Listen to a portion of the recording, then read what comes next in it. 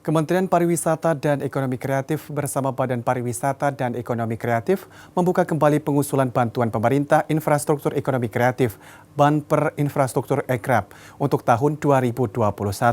Bantuan diberikan kepada para pelaku ekonomi kreatif agar bisa mengembangkan usahanya.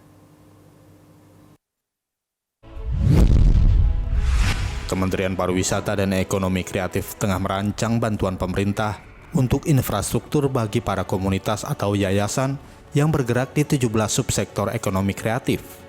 Dalam sosialisasi BANPER Infrastruktur Ekraf 2021 yang diunggah di akun YouTube Kemenparekraf, Direktur Infrastruktur Ekonomi Kreatif Kemenparekraf Seliane Ishak menjelaskan, bantuan tersebut diberikan karena infrastruktur merupakan kunci utama untuk persaingan kreativitas dan pertumbuhan ekonomi kreatif. Subsektor ekonomi kreatif yang berhak mendapat BANPER infrastruktur tersebut adalah aplikasi, pengembang permainan, arsitektur desain interior, desain komunikasi visual, desain produk, fashion, serta film, animasi, dan video. Selanjutnya ada subsektor fotografi, kriya, kuliner, musik, penerbitan, periklanan, seni pertunjukan, seni rupa, hingga televisi dan radio. Terkait jenis bantuan, Seliane menjelaskan khusus untuk tahun 2021, pihaknya merancang 3 macam, yakni revitalisasi infrastruktur fisik, sarana ruang kreatif, dan yang terbaru adalah paket pariwisata dan ekonomi kreatif. Jenis bantuannya sebetulnya ada 2. Revitalisasi infrastruktur fisik, artinya ini terkait dengan bangunan.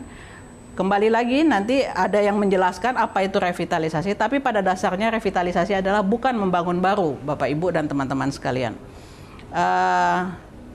Saya nanti akan ada yang menjelaskan, tim kami juga akan menjelaskan apa itu yang dimaksud dengan revitalisasi infrastruktur fisik gitu ya. Saya menjelaskan generalnya aja bahwa ini biaya konstruksinya saja minimal sebesar 500 juta. Ini bagian dari peraturan Kementerian PUPR. Kenapa 500 juta?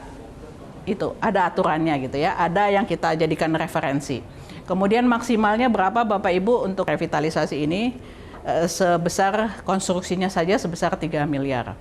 Kemudian yang kedua ada sarana ruang kreatif. Sarana ruang kreatif ini kalau misalnya yang Bapak Ibu dan teman-teman yang dulu tahun 2017 sampai 2019 mengikuti program ini tahu bahwa ada sejak awal namanya paket teknologi informasi dan komunikasi. Nah, sekarang paket teknologi informasi dan komunikasi itu kami satukan di paket kedua, yaitu sarana ruang kreatif. Jadi termasuk kenapa makanya kami tulis di situ bantuan sarana garis miring TIK. Jadi termasuk maksimal 2 miliar. Kemudian itu sudah semua termasuk ongkos kirim, kemudian biaya instalasi dan kemudian pajak-pajaknya ya. Seliane pun menambahkan BANPER infrastruktur ini tak hanya berlaku bagi komunitas ekonomi kreatif, melainkan juga pemerintah daerah yang meliputi provinsi, kabupaten, kota, hingga desa, serta lembaga adat.